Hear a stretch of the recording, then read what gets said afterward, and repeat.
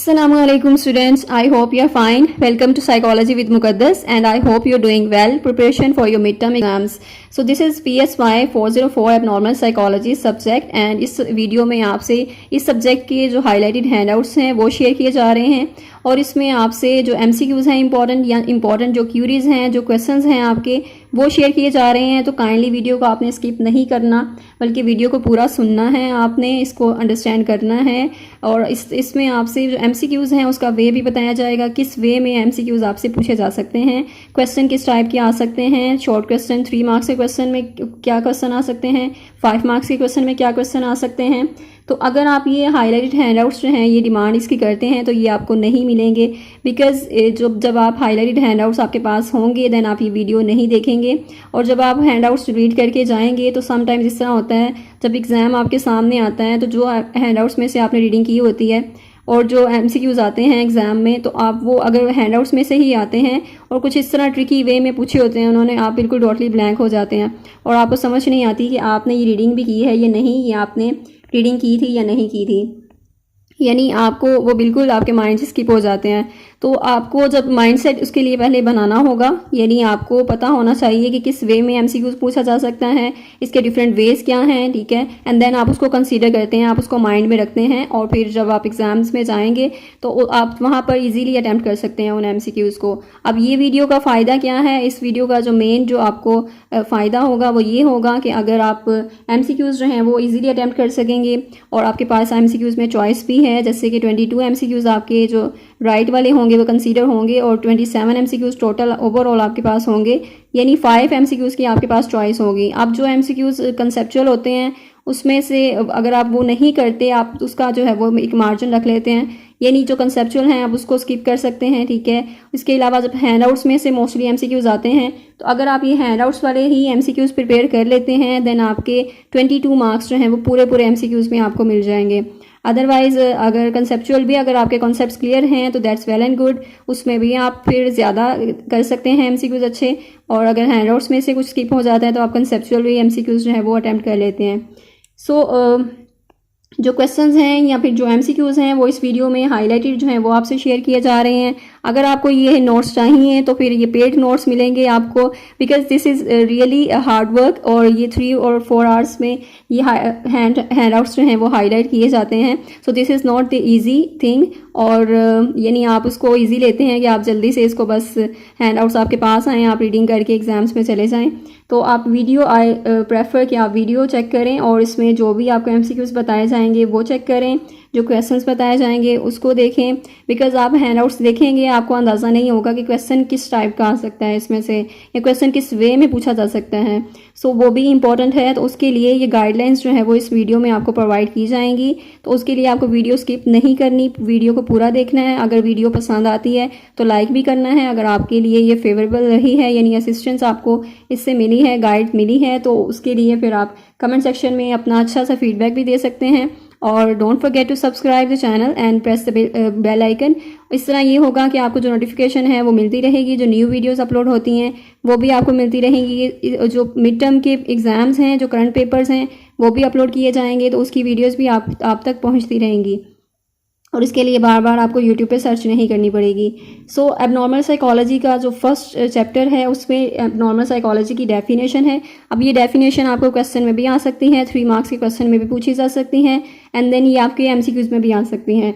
अब then next है 4 Ds में आपके MCQs में भी आ सकते हैं ये 4 Ds, एंड देन इसमें से जो अलग अलग डेज हैं जैसे डिवियंस है इसका MCQs भी आ सकता है, एंड देन डिस्ट्रेस है इसमें जो हाईलाइट है ये MCQs आ सकते हैं, एंड देन डिसफंक्शन है, यानी डिसफंक्शन से रिलेटेड आपसे कंसेप्चुअल भी कोई MCQs पूछा जा सकता है। जैसे इन्होंने नीचे एग्जांपल दी है कि अगर किसी को फोबिया होता है, यानी कोई सिचुएशन इस तरह की होती है, तो अगर रिसेप्शनिस्ट है उसे सोशल फोबिया है तो वो कैसे अटेंड कर सकती है लोगों को सक्सेसफुली, तो this is called the dysfunctional. So ये डिसफंक्शनल की इस तरह सिनेरियो भी दिया जा सकता है आपको, कोई कंसेप्चुअल MCQs हो सकता है। अगर आपको ये इसकी अंडरस्टैंडिंग है तो आप उसको फिर ईजीली कर सकते हैं। एंड देन डेंजर का MCQs आया हुआ था, यानी उसमें जो सुसाइडल आइडिएशन है वो बताया गया कि सुसाइडल आइडिएशन जो है वो कौन से D में पाई जाती है, डेंजर में, डिसफंक्शन में, डिस्ट्रेस में। तो ये इसको आपने आइडेंटिफाई करना है, ये इंपॉर्टेंट MCQs है इसमें। And then DSM is really important. इसकी जो एब्रीविएशन है यानी पूरा इसको फुल फॉर्म जो है वो उसकी याद करनी है आपने। देन इसकी जो डेफिनेशन है वो भी इंपॉर्टेंट है, वो आपके एग्जाम्स में आपके क्वेश्चन में आ सकती है। नेक्स्ट है स्टैटिस्टिकल क्राइटेरिया, यानी कि स्टैटिक्स हम देखते हैं तो उसमें अगर मेजोरिटी राइट है तो वो फिर हम चेक करते हैं कि अब नॉर्मल साइकोलॉजी की डेफिनेशन में हम देखते हैं स्टैटिस्टिकल क्राइटेरिया चेक करते हैं उसका। एंड देन पर्सनल डिस्ट्रेस में देखते हैं कि किसी इंसान को कोई जो पर्सनल यानी कि उसके बिहेवियर में या इमोशंस में कोई डिस्ट्रेस तो नहीं है, तो वो पर्सनल डिस्ट्रेस में डिसफंक्शन है। डिसफंक्शन में आप देखते हैं वही जो आपकी जो नॉर्मल जो आपकी फंक्शनिंग होती है डेली लाइफ के जो डेली टास्क होते हैं आप उसको अटैम्प्ट कर पाते हैं ये नहीं, उसको अचीव कर पाते हैं ये नहीं, जो भी आपके टास्क होते हैं उसको अकॉम्प्लिश कर पाते हैं ये नहीं, तो ये डिसफंक्शन है। And then violation of social norms, यानी कि सोशल नॉर्म्स को आप वायलेट करते हैं और इसमें सोशल नॉर्म्स जैसे आपके जो बिहेवियर है दूसरों को आप जज करते हैं वो गुड है, बैड है, राइट है, रॉन्ग है, जस्टिफाइड, अनजस्टिफाइड है, एक्सेप्टेबल है या अनएक्सेप्टेबल है।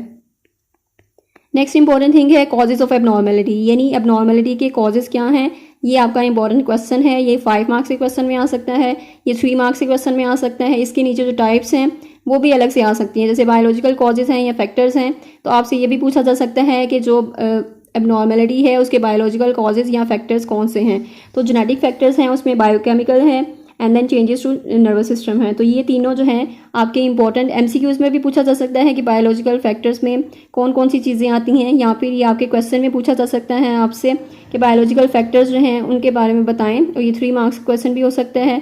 आपसे जस्ट नेम मेंशन करने के लिए कहा जा सकता है, या फिर आपसे वो डिटेल भी पूछ सकते हैं, या फिर ये कह सकते हैं कि आप उनके नेम्स मेंशन करें और उसमें से किसी एक को डिस्क्राइब करें। तो दिस वे क्वेश्चन जो हैं वो आपसे पूछे जा सकते हैं। एंड देन आपके साइकोलॉजिकल कॉजेज़ हैं, फैक्टर्स हैं, इनमें भी आपसे जो पॉइंट्स हैं सिर्फ वही पूछे जा सकते हैं, या फिर इनमें से MCQs जो हैं वो आपको आइडेंटिफाई कर सकते हैं। यानी जैसे कि चिल्ड्रन हैं, अगर बच्चे जो हैं वो एबनॉर्मलिटीज़ कैसे लर्न करते हैं अपने पेरेंट्स से उनको देखकर, ठीक है, तो वो लर्न रिस्पॉन्सेज में आ जाती हैं। And then negative irrational cognition क्या है, इसमें भी आपको कोई सिनेरियो दे सकते हैं, और यहाँ पे ये डेफिनेशन जो दी गई है जो हाईलाइट की गई है उसको देखते हुए ये MCQs वो दे सकते हैं कि ये जो है वो किस चीज़ को शो कर रहा है। नेगेटिव इरेशनल कॉग्निशन है, ये लर्नड हेल्पलेसनेस है, या किस कैटेगरी में ये चीज़ आती है। तो इस तरह डेफिनेशंस देकर भी आपसे पूछा जाता है। सोशल कल्चरल फैक्टर्स हैं, सोशल कल्चरल फैक्टर्स में आपसे जो सोशल सर्कमस्टांसिस हैं, जो इन्वायरमेंट है, यानी आपका जो रोल प्ले करता है साइकोलॉजिकल प्रॉब्लम्स में, ये सारी जो चीज़ें हैं वो सोशल कल्चरल फैक्टर्स में आ जाती हैं। और ये MCQs आपसे इसी तरह ही पूछा जा सकता है, यानी कि जो फैक्टर्स हैं, जो इन्वायरमेंट है उसमें जो है वो कौन से फैक्टर्स आते हैं। तो सोशल कल्चरल फैक्टर्स जो हैं वो उसमें आपका इन्वायरमेंट है, आपकी फैमिली है, आपके सराउंडिंग्स में जो भी सराउंडिंग है आपकी वो चीज़ें हैं, सोसाइटी वगैरह, तो आपके सोशल कल्चरल फैक्टर्स में आ जाती हैं। एंड देन सेकंड चैप्टर है, सेकंड चैप्टर में आपके जो व्यूज़ हैं, जो ट्रीटमेंट्स हैं, उनके बारे में बताया गया है। और मेन जो यहाँ पर चीज़ है ट्रिफनिंग की जो डेफिनेशन है वो इंपॉर्टेंट है। एग्जॉर्सिज्म है, उसकी टेक्निक्स कौन सी हैं, वो टेक्निक्स आपसे MCQs में पूछी जा सकती हैं, वो भी इंपॉर्टेंट है। और ये सारी टेक्निक्स जो हैं ये आपने देखनी है, यानी MCQs में पूछी जा सकती हैं। और नेक्स्ट है Greek and Roman views and treatments, इसमें हिपोक्रेट्स जो हैं ये बहुत इंपॉर्टेंट है, इनकी कंट्रीब्यूशन, यानी ह्यूमर्स जो हैं इन्होंने आइडेंटिफाई किए थे 4 फ्लूइड्स होते हैं ह्यूमन बॉडी में, और इसका जो इम्बैलेंस है वो एक डिसऑर्डर कॉज करता है।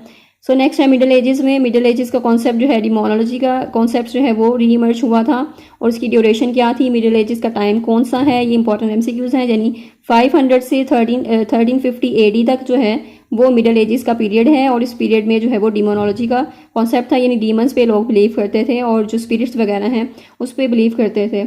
And then Europe in middle ages demonology 2, इसमें टेनेटिज्म का इंपॉर्टेंट MCQs है, यानी टेनेटिज्म क्या है, जो लोग ये करते थे, कंसीडर करते थे कि जो इंसान है वो वुल्फ को उससे जो है वो पोजेस्ड है किसी वुल्फ से या स्पाइडर से, उसे वो टेरेंटुला कहते थे, और उसके लिए एक डांस परफॉर्म करते थे टेरेंटेला का। सो ये इंपॉर्टेंट MCQs हैं। एंड देन जो इस्लामिक पर्सपेक्टिव है, जो गोल्डन पीरियड था, मुस्लिम स्कॉलर्स हैं उनकी जो कंट्रीब्यूशन है वो इंपॉर्टेंट है यहाँ पर, इसमें से भी MCQs आ जाते हैं। जैसे अल राजी की कंट्रीब्यूशन क्या है, एंड अबू अली हुसैन की कंट्रीब्यूशन क्या है, उन्होंने बुक लिखी थी तिब अल कानून की, और ह्यूमन जो इमोशनल कंडीशंस हैं वो भी बताई थी। एंड देन कंडीशनल थेरेपी भी उन्होंने इंट्रोड्यूस करवाई थी। अल गज़ाली है, अल गज़ाली की बुक जो है फेमस इहिया जो बुक है उनकी। देन उन्होंने चिल्ड्रन को, बच्चों को ईगोसेंट्रिक कहा था, सेल्फिश कहा था। लर्न कंडीशन का उन्होंने कॉन्सेप्ट दिया था। जो फियर है कि हमारे पास जो फियर है वो लर्न कंडीशन है, यानी बाद में सीखते हैं ऐसे लोग। सो इंट्रोस्पेक्शन भी इन्होंने दिया था। इंट्रोस्पेक्शन की टर्म जो है फर्स्ट ऑफ ऑल अल गज़ाली ने ही इंट्रोड्यूस करवाई थी। अब नजमुद्दीन मोहम्मद है, इनकी जो कंट्रीब्यूशन है यानी जो मेंटल डिसऑर्डर्स इन्होंने जिन पर लिखा था वो डिप्रेशन है, पैरानोया है, परसिक्यूशन कॉम्प्लेक्स है, सेक्सुअल डिसफंक्शन है, ऑब्सेशनल न्यूरोसिस है। ये सारी जो जितने भी मेंटल डिसऑर्डर्स हैं नजमुद्दीन मोहम्मद ने लिखी हैं। और ये आपसे एमसीक्यूज में पूछे जा सकते हैं कि पैरानोया जो है वो मेंटल डिसऑर्डर पे किसने लिखा था, तो इसका जो एमसीक्यूज है वो नजमुद्दीन मोहम्मद इसका आएगा आंसर। इब्ने खल्दून है, इब्ने खल्दून की जो कंट्रीब्यूशन है यानी इन्होंने इंडिविजुअल के सराउंडिंग पे फोकस किया था कि इंडिविजुअल जो सराउंडिंग है, जो इन्वायरमेंट है वो उसकी पर्सनैलिटी को शेप करता है। सो इब्ने खल्दून जो है इनकी कंट्रीब्यूशन क्या थी, ये इंपॉर्टेंट एमसीक्यूज हैं। एंड देन रेनेसेंस का पीरियड जो है वो कौन सा है और ये पीरियड कब से कब तक है, यानी 1400 से 1700 तक है। और इसमें क्या क्या चीज़ें हुई थी। इसके बाद जर्मन फिजिशियन जोहान वेयर, उनकी जो कंट्रीब्यूशन है वो इम्पॉर्टेंट है एमसीक्यूज में आपके। And reform and moral treatment कब स्टार्ट हुआ था एंड उस ट्रीटमेंट में क्या होता है, मॉरल ट्रीटमेंट क्या है, ठीक है। उसके बाद यूएस में बेंजामिन रुश ने और डोरोथिया डिक्स ने जो कंट्रीब्यूशन की है, यानी कि जो प्राइमरी प्रोपोनेंट्स थे मॉरल ट्रीटमेंट के, इंपॉर्टेंट एमसीक्यूज में इनके नाम आ सकते हैं। एंड देन मॉरल ट्रीटमेंट की डिक्लाइन की वजह क्या थी, ये इंपॉर्टेंट एमसीक्यूज है। इसमें क्या करते हैं वो कि आपसे पूछेंगे कि आपकी जो मॉरल ट्रीटमेंट था उस मूवमेंट की डिक्लाइन की रीजंस क्या थे। एंड देन एमसीक्यूज दिए होंगे अ लॉट ऑफ मनी या स्टाफ शॉर्टेज, ठीक है। And then a number of asylums increase with less resources, ठीक है, रिसोर्सेज कम पड़ गए थे या फिर स्टाफ की शॉर्टेज हो चुकी थी। एंड देन दूसरा जो रीज़न था मॉरल ट्रीटमेंट के डिक्लाइन का, वो रिकवरी रेट जो है वो कम हो रहे थे, ओवर क्राउडिंग हो रही थी। एंड देन इस तरह प्रेजुडिस वगैरह उसमें वो भी एक रीज़न था उसका, उसके डिक्लाइन का। तो इस तरह डिफरेंट एमसीक्यूज बना के उसमें से एक एक्सेप्ट कर देंगे, यानी एक अलग से एक रख देंगे चॉइस या एमसीक्यूज रख देंगे डिफरेंट होगा जो, देन आपने उसको सिलेक्ट करना होगा। सो ये एक वे होता है उनका एमसीक्यूज का।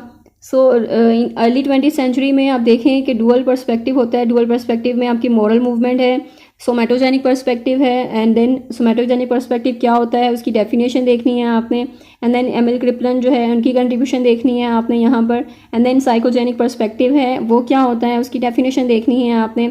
और फ्रेडरिक मेस्मर जो है इनकी कंट्रीब्यूशन देखनी है। जो हिस्टेरिकल डिसऑर्डर्स होते हैं, यानी उन्होंने हिप्नोटिज्म की एक टर्म इंट्रोड्यूस करवाई थी। हिप्नोटिज्म जो है वो एक मेथड, एक टेक्निक जो है वो उन्होंने फ्रेडरिक मेस्मर ने दी थी। सो ये इंपॉर्टेंट एमसीक्यूज हैं इसमें भी। एंड देन हमारे पास करंट जो है वो ट्रेंड्स हैं ट्रीटमेंट के, जो मेंटल डिसऑर्डर्स के ट्रीटमेंट है उसके जो करंट ट्रेंड्स हैं, यानी हम किस तरह उसको ट्रीट करते हैं। तो साइकोट्रोपिक मेडिकेशन से इंपॉर्टेंट एमसीक्यूज है, 5 मार्क्स के क्वेश्चन में आपसे पूछा जा सकता है। एंड देन आपने टर्म्स को बताना है कि हम क्या क्या यूज़ करते हैं, ट्रेंड्स को बताना है आपने। साइकोट्रोपिक मेडिकेशन में कौन सी ड्रग्स आ जाती हैं, चीज़ें आती हैं, यानी कि जो मेडिकेशन से ट्रीटमेंट होता है। तो ये इंपॉर्टेंट एमसीक्यूज में आपसे पूछा जा सकता है। डी इंस्टीट्यूशनलाइजेशन है, यानी पेशेंट्स जो है वो हॉस्पिटलाइज नहीं होते बल्कि कम्युनिटीज़ में ही रखे जाते हैं। And then community mental health approach है, ये भी इसी तरह के सेम है कि कम्युनिटी में ट्रीटमेंट होता है। जो क्लाइंट को जो इंस्टीट्यूशंस हैं उनकी ज़रूरत नहीं है, यानी कि वो उनकी ट्रीटमेंट जो है वो कम्युनिटी में ही किया जाता है। And then outpatient treatment है, यानी कि जो पेशेंट्स हैं उनको इंस्टीट्यूशनलाइजेशन की ज़रूरत होती है और वो शॉर्ट टर्म हॉस्पिटलाइजेशन होती है, यानी कि हम लॉन्ग टर्म के लिए उसको हॉस्पिटलाइज नहीं करते पेशेंट को, बल्कि शॉर्ट टर्म होती है। सो आउट पेशेंट मीन बाद में जो पेशेंट है उसकी जो बाकी जो चीज़ें रहती हैं, जो साइकोथेरेपी मेडिकेशन है वो बाद में कंटिन्यू होती है, यानी कि वो हॉस्पिटलाइजेशन के बाद भी कंटिन्यू रहती है। सो ये थी इंपॉर्टेंट कंट्रीब्यूशन। प्राइवेट साइकोथेरेपी में आप प्राइवेट जो क्लिनिक्स वगैरह ओपन करते हैं, जो साइकोलॉजिस्ट वगैरह वो कंट्रीब्यूट करते हैं इस तरह सोसाइटी में, तो that is private psychotherapy. So growing emphasis on preventing disorders and then promoting mental health, कि आप मेंटल हेल्थ को कैसे प्रमोट कर सकते हैं। WHO की यहाँ पे कंट्रीब्यूशन है कि उन्होंने मेंटल हेल्थ को प्रमोट करने के लिए डिफरेंट कैंपेन्स रन की थी। एंड दिस इज़ दी, और यहाँ पर बस सेकंड चैप्टर जो है वो डन हो गया। यहाँ पे थर्ड चैप्टर है। थर्ड लेसन में आप देखते हैं डायग्नोसिस डेफिनेशन, यानी कि आप डायग्नोसिस हम कैसे करते हैं, डायग्नोसिस क्या है, उसकी डेफिनेशन क्या है, ये इंपॉर्टेंट है। उसकी डेफिनेशन आपको 3 मार्क्स के क्वेश्चन में पूछे जा सकते हैं। एंड देन क्लासिफिकेशन सिस्टम है, DSM क्या होता है और इसको किसने इंट्रोड्यूस करवाया था, APA ने। एंड देन ICD क्या है, ICD किसने पब्लिश किया था, WHO ने। तो ये इंपॉर्टेंट MCQs हैं इसके। एंड देन डायग्नोसिस जो है डिसऑर्डर की वो किस पे बेस करती हैं, उसमें 3 जो स्टेप्स हैं वो कौन से हैं, इनफॉर्मल असेसमेंट है, फॉर्मल असेसमेंट है, DSM-5 है या ICD-10 है। डायग्नोसिस का प्रोसेस क्या होता है, ये आपसे एक क्वेश्चन में, शॉर्ट क्वेश्चन में या लॉन्ग क्वेश्चन में, यानी 5 मार्क्स के क्वेश्चन में आपसे ये प्रोसेस पूछा जा सकता है पूरा, यानी क्लिनिकल इंटरव्यू होता है जिसमें, और क्लिनिकल इंटरव्यू की डेफिनेशन पूछी जा सकती है, यानी आपने इस डेफिनेशन को कंसीडर करना है जो कि MCQs में आपसे पूछी जा सकती है। एंड देन ओवरऑल आपने इस क्वेश्चन को भी कंसीडर करना है कि 5 मार्क्स के क्वेश्चन में आपसे पूछा जा सकता है कि डायग्नोस्टिक जो है उसका डायग्नोसिस का प्रोसेस क्या है, सब्जेक्टिव रेटिंग क्या होती है, प्रिपेयरिंग बेसलाइन क्या होती है, इनकी अलग अलग से डेफिनेशन देखनी है, बिकॉज डेफिनेशन देकर वो टर्म्स वगैरह पूछते हैं कि ये जो है वो किसकी डेफिनेशन है या ये किसकी टर्म्स जो है वो बताई गई है। तो ये डेफिनेशन आपने अच्छे तरीके से देखनी है। बिहेवियरल असेसमेंट क्या होता है, फॉर्मल असेसमेंट क्या होता है, साइकोलॉजिकल टेस्ट हम जब यूज़ करते हैं, and then consulting DSM-5 and then prognosis on the basis of diagnosis. तो ये सारे जो है वो इनकी डेफिनेशंस देखनी है और ये प्रॉपर जो है वो स्टेप्स भी देखने हैं क्वेश्चंस के लिए। एंड देन असेसमेंट है, असेसमेंट में क्या होता है कि हम इंफॉर्मेशन जो है वो कलेक्ट करते हैं, इसकी डेफिनेशन इंपॉर्टेंट है। क्लिनिकल असेसमेंट जो है वो उनकी 3 कैटेगरीज हैं, और इस तरह की जो 3 जो होती हैं ना स्पेसिफिक चीज़ें, और जिसमें 3 का वर्ड आता है, ये 3 कैटेगरीज बताएं या 3 स्टेप्स होंगे या कुछ भी, तो ये जो 3 वाले हैं ये मोस्टली 3 मार्क्स के क्वेश्चन में पूछ लेते हैं वो, जिसमें आपने क्या करना होता है, आपने जस्ट नेम्स मेंशन करने होते हैं। अब स्टूडेंट्स कन्फ्यूज़ होते हैं कि हम सिर्फ 3 मार्क्स के क्वेश्चन है उसमें सिर्फ हम नेम राइट कर दें तो हमें मार्क्स मिल जाएंगे। तो दैट इज़ द थिंग कि आपने नेम्स जो है एक्यूरेट मेंशन किए हैं, तो जो आपसे क्वेश्चन पूछा गया है अगर आप टू दी पॉइंट वहीं आंसर कर रहे हैं तो आपको क्वेश्चंस के मार्क्स पूरे मिल जाते हैं। ठीक है, आपको इररेलेवेंट आंसर लिखने की ज़रूरत नहीं है, आपको उसको डिस्क्राइब करने की ज़रूरत नहीं है। अगर आपने टू दी पॉइंट आंसर लिख दिया है देन आपको वो पूरे नंबर मिल जाएंगे उस चीज़ के। तो इस चीज़ से स्टूडेंट्स जो हैं वो कंफ्यूज हो जाते हैं। जैसे कि इन 3 कैटेगरीज आपसे पूछते हैं वो, तो आपने सिर्फ 3 कैटेगरीज ये मेंशन कर देनी है, आपने उसको और कुछ भी नहीं करना, कोई डिस्क्रिप्शन नहीं बतानी। अब क्लिनिकल इंटरव्यू है, अगर आप बताना भी चाहते हैं, अगर किसी पॉइंट की डिस्क्रिप्शन हो भी सकती है तो आप उसमें से थोड़ा कर सकते हैं, लिख सकते हैं, अदरवाइज़ आप उसके पॉइंट्स ही मेंशन कर देंगे, जस्ट जो आपसे पूछा गया है क्वेश्चन में आप वही कर देंगे, तो देन आपको क्वेश्चन के मार्क्स जो हैं वो आंसर के पूरे मिल जाते हैं। क्लिनिकल इंटरव्यू है, यानी क्लिनिकल इंटरव्यू क्या होता है, उसकी definition, limitations of clinical interview, ये आपसे 5 मार्क्स के क्वेश्चन में या 3 मार्क्स के क्वेश्चन में पूछा जा सकता है कि क्लिनिकल इंटरव्यू की लिमिटेशंस क्या हैं, इसमें वैलिडिटी या रिलायबिलिटी जो है वो उस तरह सिक्योर नहीं है। ठीक है, और उसके अलावा जो इंटरव्यूज़ हैं वो अनस्ट्रक्चर्ड होते हैं, ये सारी चीज़ें आपसे क्वेश्चन में पूछी जा सकती हैं। मेंटल स्टेटस एग्जामिनेशन इंपॉर्टेंट है, MSc जो है उसमें क्या होता है वो उसकी डेफिनेशन इंपॉर्टेंट है। एंड देन ये इंपॉर्टेंट असेसमेंट है एक, यानी असेसमेंट टूल है, तो ये इंपॉर्टेंट MCQs है। इसमें जनरल अपीयरेंस में क्या होता है, जनरल अपीयरेंस में आपने देखना है कि कौन से पॉइंट्स बताए हैं उन्होंने, ये पॉइंट्स आपसे MCQs में पूछ सकते हैं वो।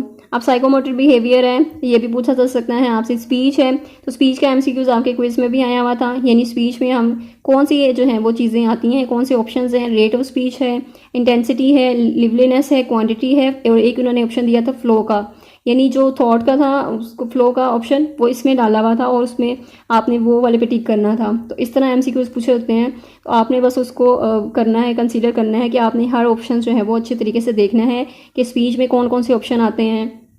मूड एंड अफेक्ट है, उसमें कौन से इमोशंस ही हैं आपके अफेक्ट, यानी उसमें ऑप्शंस कौन से आते हैं ये आपने कंसीडर करना है, ये आपके MCQs में आ सकते हैं। कॉग्निशन है, तो कॉग्निशन में कौन कौन से ऑप्शंस हैं। एंड देन थॉट पैटर्न, यानी कि जो फ्लो है, क्लैरिटी है, रेलिवेंस है, लॉजिक है, कंटेंट है, ये सारे ऑप्शंस जो हैं वो थॉट पैटर्न में आते हैं। तो ये डिफरेंट जो कैटेगरीज हैं, इन कैटेगरीज़ के आपने जो नेम्स हैं, जो ऑप्शंस हैं वो अच्छे तरीके से देखने हैं। फॉर्मल असेसमेंट है, तो फॉर्मल असेसमेंट में क्या होता है, इसकी important definition. And then characteristic of psychological test, यानी कि जो साइकोलॉजिकल टेस्ट हैं उसकी खसूसियात क्या हैं, ये 3 मार्क्स के क्वेश्चन में आपसे इंपॉर्टेंट है, ये आ सकता है। एंड ये आपके MCQs में भी आ सकता है कि 3 चीज़ें होती हैं इसमें साइकोलॉजिकल टेस्ट की जो कैरेक्टरिस्टिक होते हैं, एक तो स्टैंडर्डाइज होना चाहिए, दूसरा रिलायबिलिटी होनी चाहिए एंड वैलिडिटी होनी चाहिए उसमें। तो रिलायबिलिटी की डेफिनेशन क्या होती है, कंसिस्टेंट रिजल्ट हमारे पास होने चाहिए।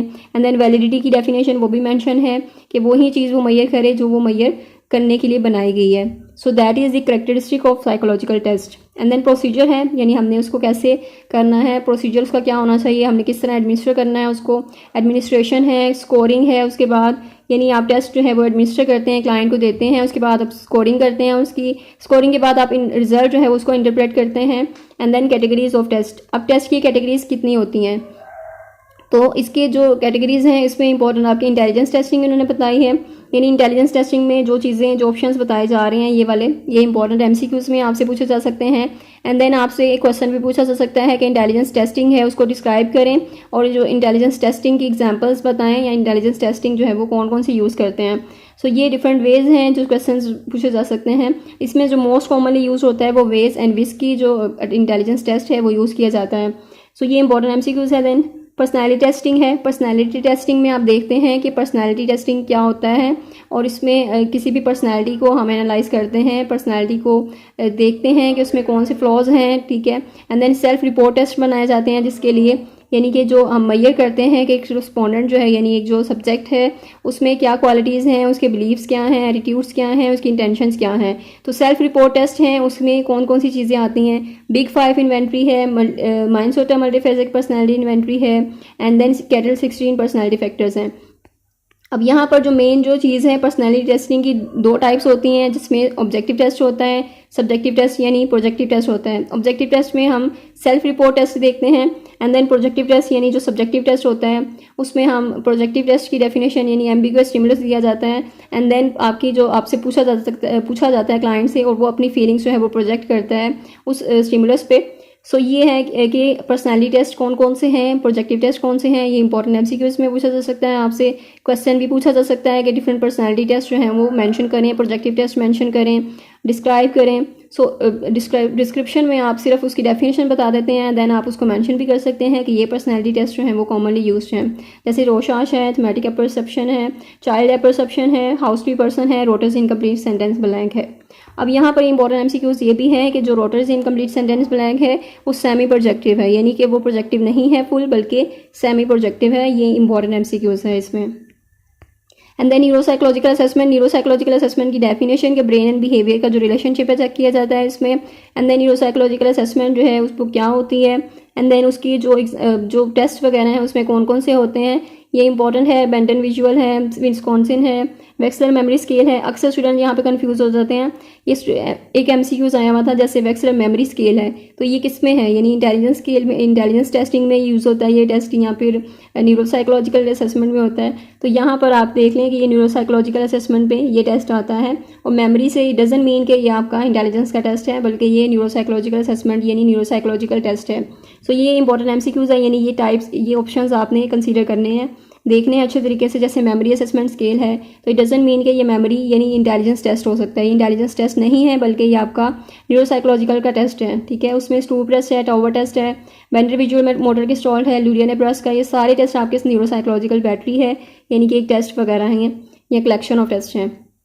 स्पेसिफिक डिसऑर्डर्स हैं, रिलेटेड टेस्ट, यानी कि डिफरेंट जो डिसऑर्डर्स हैं आपके उससे रिलेटेड जो टेस्ट वगैरह होते हैं, जैसे बैक डिप्रेशन इन्वेंट्री है, बैक एंग्जाइटी इन्वेंट्री है, ओसीडी है, and then positive negative symptoms scale होता है जो कि शिजोफ्रेनिया का स्केल है। और ये PANAS का भी एमसीक्यूज इंपॉर्टेंट है कि ये पॉजिटिव नेगेटिव सिम्टम्स किस में होते हैं, ये आपके शिजोफ्रेनिया में होते हैं। एंड देन बिहेवियर ऑब्जर्वेशन है, जिसमें आप देखते हैं कि बिहेवियर को ऑब्जर्व करते हैं, एंड इसकी डेफिनेशन क्या है। क्लिनिकल ऑब्जर्वेशन है, उसकी डेफिनेशन क्या है, क्लिनिकल ऑब्जर्वेशन हम किस तरह करते हैं। एंड देन असेसमेंट रिपोर्ट्स हैं, और असेसमेंट रिपोर्ट इंपॉर्टेंट जो है क्वेश्चन है आपका कि किस तरह आप असेसमेंट जो है वो रिपोर्ट बनाते हैं, जिसमें आप ब्रीफ हिस्ट्री देते हैं प्रॉब्लम की, बिहेवियर ऑब्जर्वेशन होती है, टेस्ट एडमिनिस्ट्रेशन होती है, क्वान्टिटेटिव एनालिसिस या क्वालिटेटिव एनालिसिस होता है, उसके बाद कंक्लूजन होता है। So what is new in DSM-5। DSM-5 में नया क्या है, यहाँ पर इंपॉर्टेंट जो DSM के बारे में इंफॉर्मेशन है कि वो किसने पब्लिश की थी, APA ने दिया था। APA स्टैंड्स फॉर, और ये भी आपने कंसीडर करना है कि अमेरिकन साइकोलॉजिकल एसोसिएशन है। और इंपॉर्टेंट MCQs है ये आपका, ये कब पब्लिश हुई थी, 1962 में। करंट वर्जन क्या है, इसमें अप्रोक्सीमेटली कितने डिसऑर्डर हैं। And then what is difference between DSM and ICD। ये इंपॉर्टेंट क्वेश्चन है, 5 मार्क्स के क्वेश्चन में आपके आ सकते हैं कि ICD जो है वो क्या है एंड DSM क्या है, उनमें डिफरेंस क्या है। और जैसे कि ICD जो पब्लिश किया था WHO ने, जबकि जो DSM है, DSM आपके पब्लिश किया था APA ने। तो ये इसके के बाद जो डिसऑर्डर्स जो हैं वो भी डिफरेंट करते हैं इनमें, और इसमें जो डिस्क्रिप्शन है ये आपने देनी है, यानी 5 मार्क्स की क्वेश्चन लॉन्ग क्वेश्चन होगा तो आपने वो डिफरेंस भी एक्सप्लेन करना है उसको। नेक्स्ट है मेंटल रिटार्डेशन, जो चेंज हुआ था इंटेलेक्चुअल डिसेबिलिटी में। इस तरह जो DSM-4 है वो DSM-5 में क्या चेंजेस आई थी उसके बाद वो सारा बताया गया। यानी डिसऑर्डर्स जो हैं उनके नेम चेंज कर दिए गए थे, या उनको कंबाइन कर दिया गया था, या उनकी कैटेगरीज जो हैं वो एक ही कैटेगरी बना दी गई थी डिफरेंट डिसऑर्डर्स को कंबाइन करके।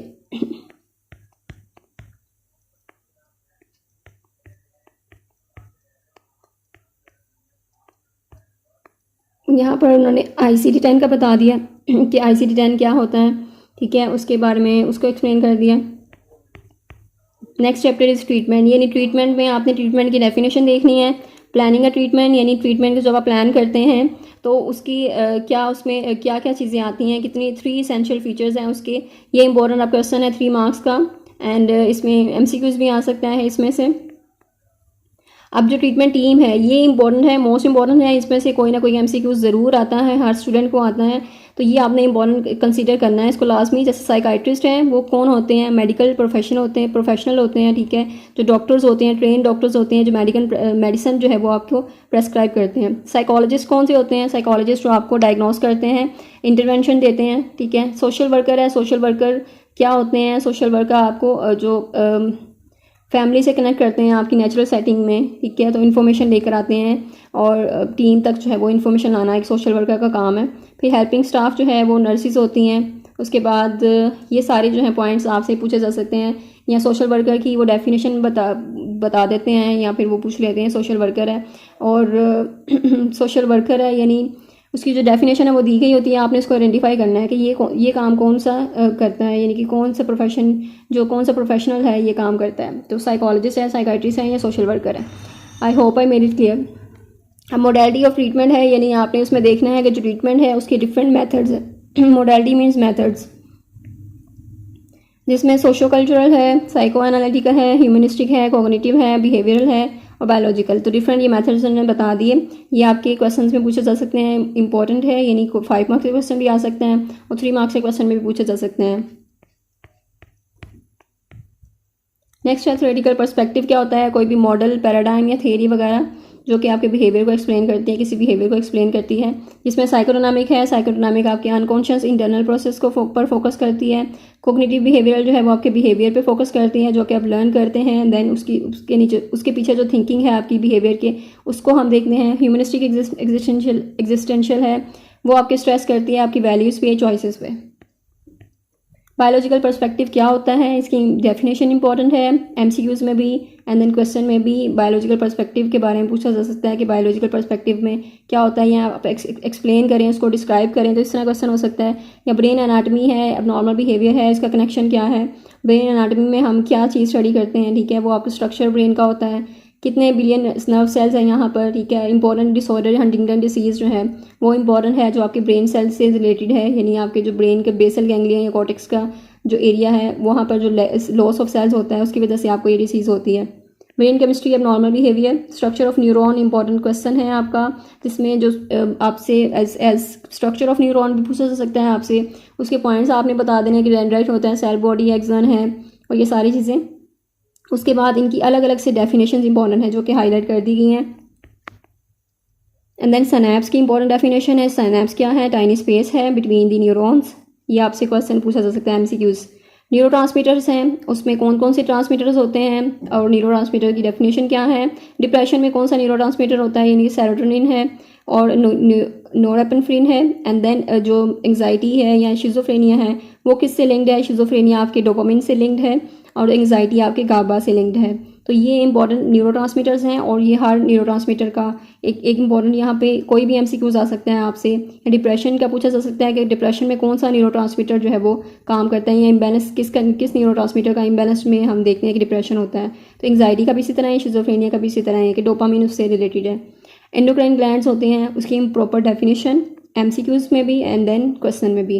जेनेटिक फैक्टर्स होते हैं, जेनेटिक फैक्टर्स में कौन कौन सी चीज़ें हैं, ठीक है, और ये डिफरेंट जो है बीमारियां जैसे कि शिजोफ्रेनिया है, अल्जाइमर डिसीज़ है, उसमें हम जेनेटिक फैक्टर्स देखते हैं कि वो बहुत ज़्यादा इन्वॉल्व होते हैं। एंड देन वायरल इन्फेक्शन है, एंड देन ट्रीटमेंट है। ट्रीटमेंट में हम देखते हैं इंपॉर्टेंट क्वेश्चन है यहाँ पे 3 मार्क्स के क्वेश्चन में आपसे पूछा जा सकता है, जैसे कि 3 उन्होंने कहा है कि 3 काइंड्स आपने बतानी है बायोलॉजिकल ट्रीटमेंट की जो कि आजकल यूज़ हो रही हैं। तो बायोलॉजिकल ट्रीटमेंट कौन से होते हैं, ड्रग थेरेपी जिसमें मेडिसिन हम देते हैं, ब्रेन स्टिमुलेशन, एंड देन जिसमें ECT करते हैं, साइकोसर्जरी, ये 3 जो है वो इंपॉर्टेंट मेथड हैं। इन तीनों को आपने पूछा जा सकता है आपसे कि तीनों को आप बताएं और जिनमें से किसी एक को एक्सप्लेन करें। तो इस तरह का क्वेश्चन भी आ सकता है, जिसमें drug therapy, medicine, electroconvulsive therapy आप नेम मेंशन करके एंड देन आप किसी एक को भी डिस्क्राइब कर सकते हैं। जैसे न्यूरो सर्जरी है तो आप न्यूरो सर्जरी को डिस्क्राइब कर सकते हैं कि ये साइको सर्जरी है, ब्रेन की सर्जरी है। जो लास्ट ऑप्शन है यानी कि जो लीस्ट ऑप्शन हम यूज़ करते हैं एट द एंड, वो न्यूरो सर्जरी का होता है। अब साइकोडायनामिक पर्सपेक्टिव है, इसमें हम देखते हैं जो फ्राइड हैं उनके 3 लेवल्स ऑफ माइंड क्या है। इंपॉर्टेंट एमसीक्यूज भी, इंपॉर्टेंट क्वेश्चन भी है। एमसीक्यूज में आपसे हर जो है वो टाइप की, हर लेवल की डेफिनेशन दी गई होती है, देन आपने उसको आइडेंटिफाई करना होता है। स्ट्रक्चर ऑफ पर्सनालिटी में आप देखते हैं कि पर्सनालिटी का स्ट्रक्चर क्या है, ईगो, सुपर ईगो, इनकी भी अलग से डेफिनेशन देखनी है। And then development of personality, उसमें जो साइकोसेक्सुअल स्टेजेस बताई गई हैं वो आपने देखनी है, उनकी ड्यूरेशन क्या है वो देखनी है इंपॉर्टेंट एमसीक्यूज के लिए। एंड देन ये जो स्टेजेस हैं ये आपके क्वेश्चन में, लॉन्ग क्वेश्चन में भी आ सकती हैं, और हर स्टेज पे क्या होता है ये आपने देखना है एमसीक्यूज के लिए। एंड देन जो फैलिक स्टेज है यानी इलेक्ट्रा और एडिपस कॉम्प्लेक्स जो है वो कब होता है, किस स्टेज में होता है, ये इंपॉर्टेंट सारे इसमें इंपॉर्टेंट एमसीक्यूज हैं। एंड देन डिफेंस मैकेनिज्म में जितने भी उसकी डेफिनेशन है इंपॉर्टेंट है, एमसीक्यूज में भी, क्वेश्चन में भी। एंड देन आपसे 5 मार्क्स के क्वेश्चन में पूछे जा सकते हैं, उसके नेम पूछे जा सकते हैं, या फिर किसी एक को डिस्क्राइब करने के लिए कहा जा सकता है आपको। एंड इसमें आपसे जो कंसेप्चुअल है वो भी एमसीक्यूज पूछे जा सकते हैं, जैसे repression, regression, reaction, formation, projection. इसमें जो एग्जांपल्स हैं आपने वो अच्छे से रीड करनी है, इसके कॉन्सेप्ट क्लियर करने हैं। अगर आपके कॉन्सेप्ट क्लियर होंगे तो देन आपको कोई भी सिनेरियो दिया गया होगा तो आप उसको आइडेंटिफाई कर सकते हैं इजीली कि इसमें कौन सा डिफेंस मैकेनिज्म यूज़ हुआ है। सो नॉर्मल एक फंक्शनिंग जो है वो क्या है। एंड देन थेरेप्यूटिक टेक्निक्स जो है साइकोडायनामिक की कौन कौन सी हैं, ये भी इंपॉर्टेंट आपके क्वेश्चन है, लॉन्ग क्वेश्चन है आपका। जो फ्री एसोसिएशन है उसमें क्या होता है, और एमसीक्यूज में भी ये पूछा जा सकता है। एंड देन रेजिस्टेंस में क्या होता है, ट्रांसफरेंस क्या होती है, ड्रीम इंटरप्रिटेशन क्या है, कैथारसिस क्या है, पोस्ट फ्राइडियन क्या है, कार्ल यूंग के कंट्रीब्यूशन क्या है, और एनालिटिकल साइकोलॉजी पे इन्होंने काम किया था। अल्फ्रेड एडलर जो है उनकी इंडिविजुअल साइकोलॉजी जो है वो उसके फाउंडर थे। तो इस तरह क्वेश्चन आपसे पूछे जा सकते हैं। वर्ड एसोसिएशन टेस्ट किसने दिया था, कार्ल यूंग ने। तो ये इंपॉर्टेंट एमसीक्यूज यहाँ से आ सकते हैं। एंड देन कंडीशनिंग का कॉन्सेप्ट है, और कंडीशनिंग क्या है, इसकी डेफिनेशन, क्लासिकल कंडीशनिंग क्या है, ओपन कंडीशनिंग क्या है, किसने दी थी, यानी बीएफ स्किनर ने इसको इंट्रोड्यूस करवाया था। इसका जो है वो क्या है, प्रोसीजर क्या है, प्रोसेस क्या है, इसमें कौन सी टर्म्स यूज़ होती हैं। एंड देन इसके प्रिंसिपल्स क्या हैं ओपन कंडीशनिंग के, इंपॉर्टेंट क्वेश्चन है। एंड देन एमसीक्यूज में भी इंपॉर्टेंट है। इमेजेसी का कॉन्सेप्ट क्या है, कंसिस्टेंसी क्या होती है, रीइंफोर्समेंट क्या होती है, पनिशमेंट क्या होती है, एंड मॉडलिंग क्या होती है। ठीक है, तो ये सारे इंपॉर्टेंट एमसीक्यूज भी हैं और क्वेश्चन भी आपका इंपॉर्टेंट है ये। अब नेक्स्ट है कॉग्निशन का, जिसमें आपकी कॉग्निशन क्या होती है उसकी डेफिनेशन। एंड देन जहाँ यहाँ पर थेरेपी वगैरह हैं, यानी कि जो थेरीज वगैरह हैं, यहाँ पर जो बैक कॉग्निटिव थेरेपी है, या Albert Ellis rational emotive behaviour therapy है, ये दोनों थेरेपी जो है वो इंपॉर्टेंट है। इसको आपने क्वेश्चन के लिए भी याद करना है। देन एमसीक्यूज में भी इसकी डेफिनेशन देखनी है। ह्यूमनिस्टिक पर्सपेक्टिव क्या है और ये किस चीज़ पे फोकस करता है, ये फर्स्ट डेफिनेशन इसकी इंपॉर्टेंट है एमसीक्यूज में। रोजर्स इन ह्यूमनिस्टिक थ्योरी क्या होती है, क्लाइंट सेंटर थेरेपी क्या है, किसने इंट्रोड्यूस करवाई थी, ये सारी चीज़ें एमसीक्यूज में आएंगी आपको। 3 इंपॉर्टेंट क्वालिटीज़ क्या हैं, ये इंपॉर्टेंट एमसीक्यूज भी हैं और देन क्वेश्चन भी है, यानी कि 3 मार्क्स के क्वेश्चन में आपसे ये क्वेश्चन आ सकता है। सोशल कल्चर में फैमिली सोशल ट्रीटमेंट क्या होता है, ग्रुप थेरेपी क्या होती है। अब यहाँ पर एक क्विज़ में एमसीक्यूज आया हुआ था जिसमें उन्होंने कोई सिनेरियो दिया था और उसमें से आपने आइडेंटिफाई करना था कि फैमिली थेरेपी है, ग्रुप थेरेपी है, कपल थेरेपी है, ये क्या है। तो उसके लिए आपको कॉन्सेप्ट क्लियर करना होंगे, ये इसकी डेफिनेशन अच्छे तरीके से रीड करें। एंड देन आपके कॉन्सेप्ट्स अगर क्लियर होंगे तो आप इजीली सिनेरियोज वगैरह भी अटैम्प्ट कर सकते हैं, जो कंसेप्चुअल एमसीक्यूज है वो भी आप अटैम्प्ट कर सकते हैं। सो अदर पर्सपेक्टिव में बायोसाइकोसोशल मॉडल इंपॉर्टेंट है, ये अलग से आपको 5 मार्क्स के क्वेश्चन में या 3 मार्क्स के क्वेश्चन में पूछा जा सकता है। एंड देन डायथीसिस स्ट्रेस थ्योरी वो क्या होती है, ये भी आपसे क्वेश्चन में पूछा जा सकता है और ये एमसीक्यूज भी इंपॉर्टेंट है आपके। अब ये डिफरेंट जो पर्सपेक्टिव से उनको उन्होंने कर दिया, समअप कर दिया है यहाँ पर, और वो कौन से पर्सपेक्टिव होते हैं, मॉडल कौन से होते हैं, ये 5 मार्क्स के क्वेश्चन में भी आपसे पूछा जा सकता है कि आप उसके नेम्स जो हैं वो राइट डाउन करें, मॉडल्स के या पर्सपेक्टिव्स वगैरह के। एंड देन इंट्रोडक्शन आपका न्यूरो डेवलपमेंट डिसऑर्डर्स हैं वो क्या होते हैं और उसकी डेफिनेशन। इंटेलेक्चुअल डिसऑर्डर्स क्या होते हैं, इंटेलेक्चुअल डिसेबिलिटी क्या होती है। एंड DSM-4 में उसका नाम जो है वो मेंटल रिटार्डेशन था, जबकि अब जो है वो DSM-5 में उसके नेम जो है वो चेंज कर दिया, जिसमें इंटेलेक्चुअल डिसेबिलिटी अब उसका नेम मेंशन है। अब डेफिसिट्स होते हैं इसमें इंटेलेक्चुअल फंक्शंस में या फिर आपके एडेप्टिव फंक्शनिंग में, और इसका जो क्राइटेरिया है वो इंपॉर्टेंट है 5 मार्क्स के क्वेश्चन में, जिसमें आपने डेफिसिट बताने हैं उसके। एंड देन यहाँ पर स्वेटी लेवल मेंशन है वो बताना है आपने, माइल्ड है, मॉडरेट, स्फेयर है, प्रोफाउंड है। ग्लोबल डेवलपमेंट डिले क्या होता है, इसकी एज क्या है, ये इंपॉर्टेंट एमसीक्यूज हैं। And then global development delay disorder पे आपसे क्वेश्चन पूछा जा सकता है, या इसको डिस्क्राइब करने के लिए कहा जा सकता है, बिकॉज इट इज़ शॉर्ट, तो आपके शॉर्ट क्वेश्चन आ सकते हैं, या 5 मार्क्स के क्वेश्चन में भी दे सकते हैं वो। तो ऑटिज्म स्पेक्ट्रम डिसऑर्डर क्या होता है, इसको एक्सप्लेन करें। ये क्वेश्चन इस तरह भी पूछा जा सकता है। ज़रूरी नहीं है ये कि आपसे सिर्फ डायग्नोस्टिक क्राइटेरिया पूछा जाएगा, बल्कि आपको सिंपल उन्होंने पूछना है कि आप इसको एक्सप्लेन कर दें, ऑटिज्म स्पेक्ट्रम डिसऑर्डर क्या होते हैं, ठीक है, उसके सिम्टम्स क्या हैं। अगर डायग्नोस्टिक क्राइटेरिया पूछा जाए तो फिर आप क्राइटेरिया भी मेंशन कर सकते हैं उसमें, और उसमें क्या क्या चीज़ें होती हैं, ये आपके एमसीक्यूज़ में भी पूछ सकते हैं वो, कि अगर डेफिसिट्स हैं सोशल इमोशनल रेसिप्रोसिटी में, या डेफिसिट्स हैं नॉन वर्बल कम्युनिकेशन में, तो ये सारे जो सिम्टम्स हैं, ये किस जो डिसऑर्डर की सिम्टम्स हैं, ये सारे ऑप्शंस जो हैं, तो यहाँ से फिर आपने आइडेंटिफाई करना होता है। एमसीक्यूज़ देखकर आप आइडेंटिफाई करते हैं, और यहाँ पर ये आपके पूरा जो है वो एक इन्होंने डेफिनेशन एक दे दी है पूरी ऑटिज्म स्पेक्ट्रम डिसऑर्डर की, कि ये चीज़ें हैं, तो ये किस डिसऑर्डर की जो है वो सिम्टम्स हैं। इस तरह के एमसीक्यूज़ भी आ सकते हैं। And then specify current severity. अब सिवियरिटी जो है वो आपने देखनी है कि किस लेवल की सिवियरिटी है, ठीक है, और इम्पॉर्टेंट रोल जो है या स्पेसिफायर जो है डिसऑर्डर का वो देखना है, और ये इंपॉर्टेंट आपके एमसीक्यूज़ में भी और इम्पॉर्टेंट है आपके क्वेश्चन में भी। 3 मार्क्स के क्वेश्चन में आपसे पूछा जा सकता है कि ऑटिज्म स्पेक्ट्रम का जो स्पेसिफाई है उसको हम किस तरह स्पेसिफाई करते हैं, और अगर रूल आउट करना है किसी चीज़ को तो क्या चीज़ें रूल आउट करते हैं। लेसन नंबर 9 में स्पेसिफिक लर्निंग डिसऑर्डर है। स्पेसिफिक लर्निंग डिसऑर्डर की डेफिनेशन क्या है, ये इंपॉर्टेंट है। एंड देन इसके अलावा जो डायग्नोस्टिक क्राइटेरिया है वो इंपॉर्टेंट है। इसमें 3 एरियाज़ जो मेन चीज़ है, इसमें एरियाज़ जो हैं, जैसे रीडिंग, राइटिंग है, मैथ है, तो ये एरियाज़ इसके अलावा यानी एमसीक्यूज़ में आपसे ये पूछा जा सकता है, और ये क्विज़ में भी एमसीक्यूज़ आया हुआ था। एंड देन डायग्नोस्टिक क्राइटेरिया है, यानी आपने उसको देखना है कि जो लर्निंग डिसऑर्डर है उसका क्राइटेरिया क्या है, उसमें क्या क्या चीज़ें आती हैं, आपसे एमसीक्यूज़ में पूछा जा सकता है, और सिंपल आपसे क्वेश्चन भी आ सकता है 5 मार्क्स के क्वेश्चन में। And then specific learning disorder का जो डायग्नोसिस है, यानी उसका जो हम देखते हैं कि रीडिंग डिसेबिलिटी है, तो उसमें क्या कौन कौन सी चीज़ें आती हैं, और रीडिंग डिसेबिलिटी को हम क्या कहते हैं, डिसलेक्सिया भी उसे कहते हैं, दूसरी टर्म यूज़ करते हैं। राइटिंग डिसऑर्डर, राइटिंग डिसेबिलिटी है, उसके लिए कौन सी डिस्ग्राफिया की टर्म यूज़ होती है। मैथमेटिकल डिसेबिलिटी है, उसके लिए डिसकैलकुलिया की टर्म यूज़ होती है। और इसमें जो ऑप्शंस दिए गए हैं ये सारे ही इंपॉर्टेंट हैं, यानी ये एमसीक्यूज़ में आपसे पूछे जा सकते हैं कि अगर एक्यूरेट या फ्लुएंट कैलकुलेशन है तो वो किस कैटेगरी में आती है, तो मैथमेटिकल डिसेबिलिटी है वो। सो इसका जो स्पेयरिटी लेवल है वो भी इंपॉर्टेंट है, यानी कि माइल्ड है, मॉडरेट है, या स्वेयर है। तो इसमें ये डिफरेंट जो लास्ट पे जो लाइंस हैं ये मेंशन की जाती हैं। फिर आपसे पूछा जा सकता है कि फिर ये मॉडरेट में है, या स्वेयर में है, या फिर ये माइल्ड है, तो वो आपने आइडेंटिफाई करना है। कम्युनिकेशन डिसऑर्डर है, उसमें कौन कौन से डिसऑर्डर आ जाते हैं, ये आपके एमसीक्यूज़ में इंपॉर्टेंट है। लैंग्वेज डिसऑर्डर में क्या होता है वो इंपॉर्टेंट आपका एमसीक्यूज़ भी आ सकता है, देन क्वेश्चन भी। सो इसका डायग्नोस्टिक क्राइटेरिया भी इंपॉर्टेंट है। स्पीच साउंड डिसऑर्डर है, इसका भी क्राइटेरिया इंपॉर्टेंट है, और ये क्वेश्चन भी आपसे पूछे जा सकते हैं। क्राइटेरिया यानी उसकी डेफिनेशन देकर आपसे पूछ सकते हैं कि ये डिसऑर्डर जो है वो कौन सा है, तो इस तरह भी आपने चेक करना है उसको। अब ये जो चाइल्डहुड ऑनसेट फ्लुएंसी डिसऑर्डर है, इसमें से एक एमसीक्यूज़ लाजमी आता है, और उसमें से वो पूछते हैं कि जो फिज़िकल टेंशन होती है, यानी कि वर्ड प्रोड्यूस करते वक्त, यहाँ सारी सिम्टम्स हैं। एंड देन इसमें मोनोसिलेबिक वर्ड क्या होता है, या सर्कमलोकेशंस क्या होती हैं, तो वर्ड सब्स्टिट्यूशन होती हैं कि हम प्रॉब्लमेटिक वर्ड्स को अवॉइड करते हैं और इजी वर्ड्स का जो है वो उसको सिलेक्ट करते हैं। सो ये चीज़ें और ये जो सिम्टम्स हैं इनको आप वो देकर वो पूछ सकते हैं आपसे ये किस डिसऑर्डर के सिम्टम्स हैं।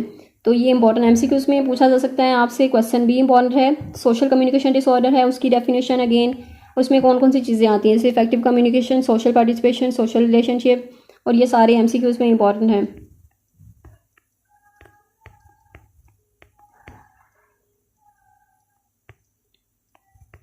नेक्स्ट है 2 फीचर्स हैं एडीएचडी के। एडीएचडी क्या है और उसको डिस्क्राइब करें, ये क्वेश्चन है इंपॉर्टेंट। अब ये 2 जो फीचर हैं वो इंपॉर्टेंट है, और इसमें इन अटेंशन का उसमें क्या चीज़ें आती हैं, हाइपर एक्टिविटी में क्या कौन कौन से ऑप्शंस आते हैं, तो ये सारे देखने हैं आपने। सिम्टम्स जो भी हैं इनको आपने अच्छे तरीके से देखना है, और आपसे पूछा जा सकता है कि वो हाइपर एक्टिविटी के सिम्टम्स हैं या फिर वो इन अटेंटिवनेस के सिम्टम हैं। Attention deficit hyperactivity disorder, inattention का क्राइटेरिया अलग से है, उसकी ड्यूरेशन क्या है वो इंपॉर्टेंट है, ठीक है। एंड देन उसके सिम्टम्स कितने होते हैं और कौन कौन से सिम्टम्स हैं। सिम्टम्स भी एमसीक्यूज़ में पूछा जा सकते हैं आपसे, वो सिम्टम्स कुछ देकर तो वो आपसे पूछ सकते हैं कि इसको आइडेंटिफाई करें कौन सा डिसऑर्डर है। एंड देन जो हाइपर एक्टिविटी है उसके अलग से सिम्टम्स हैं, और ये सिम्टम्स ही आपने एज इट इज़ याद करने हैं, यानी जो हाईलाइट कर दिए गए हैं सिंपल बस यही सिम्टम्स हैं उसके अलावा कोई लंबी चौड़ी डिटेल नहीं है। आपसे जो 5 मार्क्स के क्वेश्चन में भी अलग से पूछा जा सकता है कि सिर्फ हाइपर एक्टिविटी है उसका क्राइटेरिया मेंशन करें, या फिर इनअटेंटिवनेस जो है उसका क्राइटेरिया मेंशन करें। तो इस तरह लॉन्ग क्वेश्चन में भी आपसे पूछा जा सकता है। फिर attention deficit hyperactivity disorder है, उसका जो बाकी का क्राइटेरिया है वो है। फिर स्पेसिफाई हम देखते हैं कि इसको हम कैसे स्पेसिफाई कर सकते हैं। ये इंपॉर्टेंट है, एमसीक्यूज में भी, शॉर्ट क्वेश्चन में भी, 3 मार्क्स के क्वेश्चन में भी आते हैं, बिकॉज जो 3 जो है इसके पॉइंट्स होते हैं जस्ट, तो आपने इसको हर डिसऑर्डर का अलग से देखना होता है। जैसे ADHD है, वो आपसे पूछ सकते हैं कि ADHD है उसको हम किस तरह स्पेसिफाई कर सकते हैं, यानी स्पेसिफाई इफ में भी आता है। स्वेटी अगर हम देखें, स्वेटी अलग से है उसकी, यानी माइल्ड मॉडरेट स्वेयर में भी वो चीज़ आती है, तो वो आपने अच्छे तरीके से इसको करना है, डिफ्रेंशिएट करना होता है। स्वेटी अलग चीज़ है, स्वेटी में हम माइल्ड मॉडरेट देखते हैं, जबकि हम स्पेसिफाई इफ होता है या स्पेसिफाई वेदर होता है या स्पेसिफाई, मतलब डिफरेंट उसकी कैटेगरीज हैं। तो आपने इसको आइडेंटिफाई करना होता है कि स्पेसिफाई इफ जो है वो किस डिसऑर्डर में पूछा गया होता है। यानी कि अगर हम देखते हैं कि जैसे ADHD है उसमें स्पेसिफाई इफ का भी आता है कि अगर हम इसको जो है वो we need to specify if, उसमें फिर कुछ कंडीशंस दी गई होती हैं, और वो कंडीशंस कौन सी हैं ये आपके शॉर्ट क्वेश्चन में भी और इसी आपके MCQs में भी इस तरह इंपॉर्टेंट है।